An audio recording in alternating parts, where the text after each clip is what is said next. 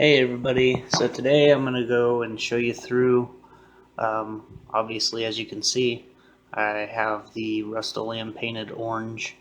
Um, Here's actually the can that I use. It's the Rustoleum American Accents 2X Ultra Coverage. Really good stuff, and here we go. So this is the driver side of the car, because my previous video is the driver side front fender. Well, this is a continuance of that video. As you can see, it turns out really smooth and glass-like if you do it right. Here's a picture. It's basically the same thing as what you've just seen. As for the back quarter panel, it turned out just as good as the doors did, and I'm just so impressed with the results. If you do it one panel at a time, the results turn out amazing. For example, I did the quarter panels, the doors, now the trunk. The trunk lid had quite a lot of flaws, so I had to sand out a lot of imperfections. And the wing as well. It didn't have a lot of imperfections on the wing, but it turned out super amazing. And here's a video of the walkthrough of that. As you can see, it's just, this is probably 20 minutes after painting, because I wanted to let it dry. And it still had a good shine to it, so I had to get video. Did the jams turned out pretty awesome. I have yet to do all the jams, but I did do the trunk jam and the actual trunk lid as well, but I don't have pictures of that right now. I didn't get processed pictures of the rear quarter panel on the passenger side. This is a shot after I put it all back together and it was fully cured, and it looks beautiful. And this is video of it on the walk around, and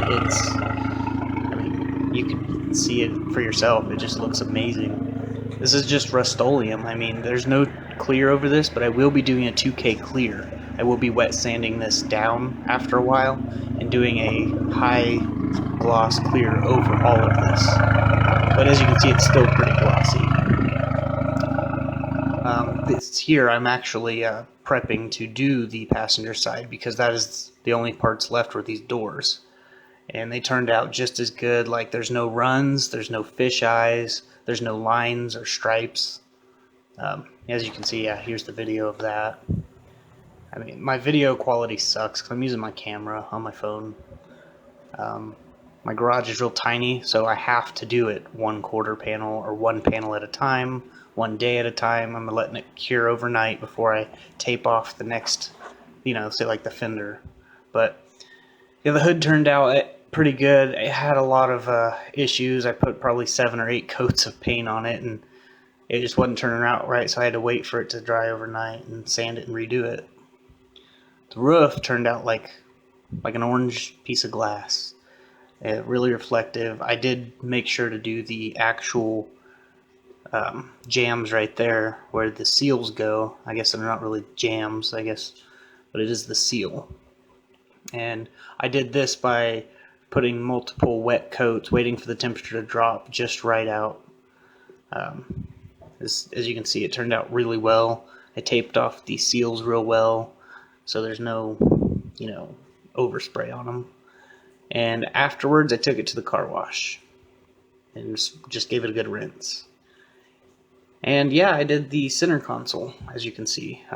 Scuffed it. Took a while to tape that part off, but got it taped off. And I actually painted the door handle with it in the car. Just taped and papered a lot off. So it has come quite a ways. It's pretty shiny. It looks really good at night. Looks really good in the day.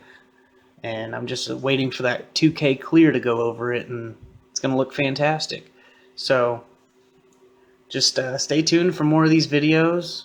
I'll give you a few more pictures after I'm done talking, and let me know what you guys think. This is spray can from Walmart. Each panel took about a can and a half just so I could get extra coats on. I just did as many coats as I possibly could, letting them dry 5 to 10 minutes between coats. So yeah, it turned out really good. So definitely stay tuned, and don't forget to like, subscribe, and share. Let me know what you guys think. Serious, honest opinions. I don't care if they're mean or whatever. I really don't. I know spray can isn't for everybody. A lot of people hate it because they're not good at it. And it just takes practice. You could be good at it. A lot of auto body guys use spray cans, and my uncle works at a body shop, and they have to use touch-up cans in spots. And I mean, not the whole car. I mean, like this is outrageous, but they do have touch-up cans that they have to use in certain spots where they can't get to. I mean, they don't have to, but I have seen some body shops do it. But as long as you're prepping it right, scuffing, using the right primer, the right type of paint, everything should turn out really nice, really glossy. Just remember the two things I should say that are the most important to the spray canning rule of thumb is keep the temperature at a cooler temperature. Don't put too many coats on in that cooler temperature because it'll run or sag real easy. Let the coats dry and then recoat it again just to make sure you got real good coverage. If it's hotter out or in sun, you will probably get the train tracks, or the lines as they call them. They call them train tracks, but there's lines in the paint. You don't want those lines. So basically, cooler temperature. Make sure the humidity is less than 85%. I think the humidity that I like the best is around 60.